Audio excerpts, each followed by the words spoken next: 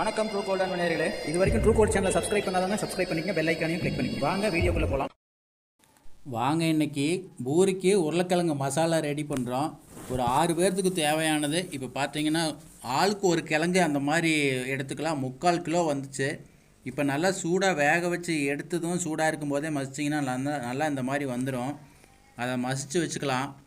இப்போ அடுத்ததாக பார்த்தீங்கன்னா நமக்கு அதுக்கு என்னென்ன இன்க்ரீடியன்ஸ் சேர்த்துணுங்கிறத பாருங்கள். கடலை மாவு 2 ஸ்பூன் கரைக்கிறக்காக வச்சுக்கோங்க. ஒரு தக்காளி, 6 பச்சை மிளகாய், 4 கிராம்பு, 2 துண்டு பட்டை, இஞ்சி பூண்டு பேஸ்ட்டு 2 ஸ்பூனு, பெரிய வெங்காயம் 2, இது எல்லாமே கட் பண்ணி வச்சுக்கிட்டோம். இப்போ எண்ணெயை நம்ம ஒரு 50 ml அளவுக்கு விட்டுக்கிட்டோம். அந்த ஃபஸ்ட்டு நம்ம அந்த கிராம்பு 4ஐயும் 2 துண்டு பட்டையும் போட்டுக்கிட்டோம். அது கூட வெங்காயத்தை சேர்த்துக்கிறோம். 2 வெங்காயம், பெரிய வெங்காயம் கட் பண்ணி வச்சுருந்தது சேர்த்தியாச்சு. இப்போ அதை வணக்கிறோம். அது கூட பச்சை மிளகாய் 6 மிளகாய் கட் பண்ணி வச்சுருந்ததையும் போட்டுக்கிட்டோம். அப்படியே அந்த ஒரு தக்காளி கட் பண்ணதையும் போட்டுக்கிறோம்.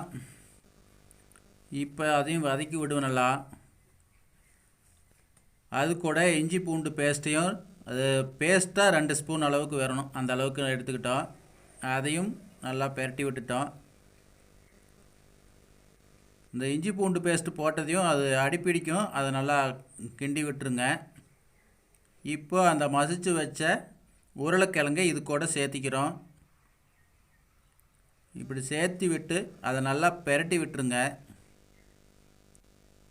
தண்ணி எதுவும் சேர்க்காமல் முதல்ல இதை நல்லா பெரட்டி விட்டுறலாம். எல்லாம் நல்லா மிக்ஸ் ஆகி வரட்டும். அது கூட இப்போ இந்த 2 ஸ்பூன் கடலை மாவு கரைச்சி இதை இது கூட நம்ம சேர்த்து ஒரு பெரட்டி விட்டுடலாம். இப்போ தண்ணி கொஞ்சம் சேர்த்திக்கலாம். இது 1 சொம்பு அளவுக்கு தண்ணி சேர்த்திக்கிட்டோம்.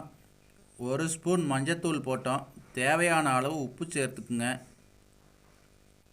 இப்போ இது நல்லா கொதிச்சு வந்ததுன்னா குருமா ரெடி ஆயிடுச்சு. வாங்க சாப்பிட்டு பார்க்குறோம். இப்போ பூரி எப்படி புஷ்ஷுன்னு வந்திருக்கு. ரேஷன் கோதுமை தான் இது. பாருங்கள், இந்த உருளைக்கிழங்கு மசாலோடு சேர்ந்து எவ்வளோ சூப்பராக இருக்குது. இப்போ சாப்பிட்டு பார்க்குற வாங்க. அவ்வளோ அருமையாக வந்திருக்கு. லைக் பண்ணுங்கள், ஷேர் பண்ணுங்கள், மறக்காமல் சப்ஸ்கிரைப் பண்ணுங்கள். நன்றி, வணக்கம்.